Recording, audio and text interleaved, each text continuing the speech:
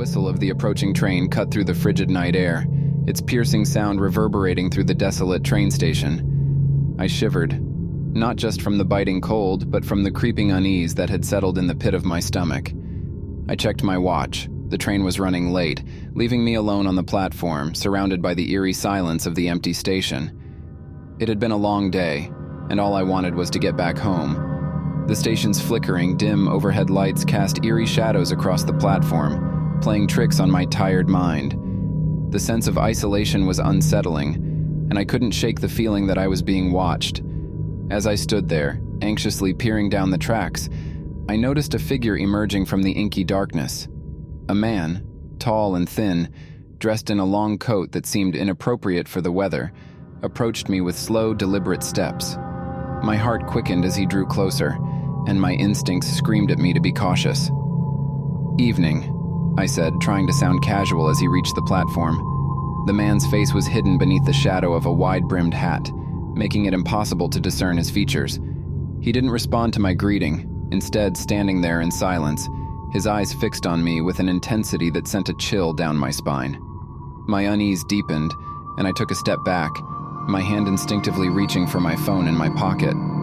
But before I could dial for help, the man finally spoke, his voice a low, gravelly whisper that sent shivers down my spine. "Waiting for the train, are you?" I nodded, unable to find my voice, my heart pounding in my chest. The train's distant rumble grew louder, offering some semblance of relief. Maybe he would board a different car, and I could escape this unsettling encounter. The train pulled into the station, its doors sliding open with a mechanical hiss.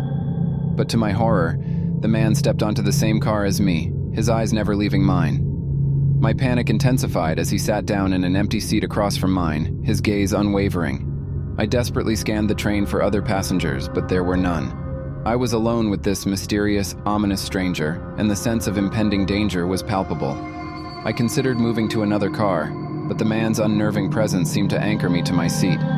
The train started moving, and the rhythmic clatter of wheels against tracks only served to heighten my anxiety. Time passed slowly, and the train hurtled through the darkened countryside. The man hadn't uttered a word since boarding, but his eyes remained fixed on me. I couldn't take it any longer. Gathering every ounce of courage, I decided to confront him. "What do you want?" I demanded, my voice trembling.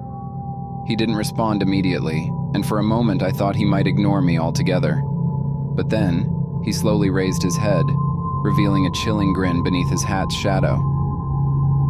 "I want to play a little game," he rasped. My heart sank. I had watched enough horror movies to know where this was going. A game with a stranger on a deserted train, it was a recipe for disaster. I was trapped, and fear paralyzed me. The man's unnerving grin widened as he produced a wicked-looking knife from his coat pocket, its blade glinting in the dim train car light.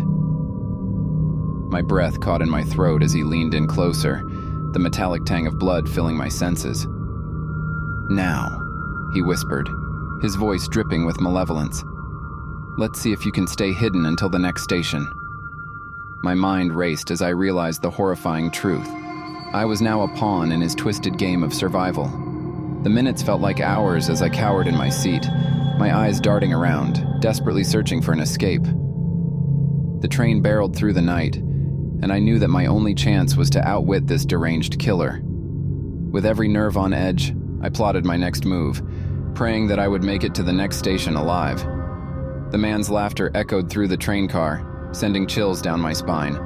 It was a laugh that promised only one thing: a terrifying battle for my life, a battle that would play out in the shadows of this forsaken train, hurtling through the desolation of the night.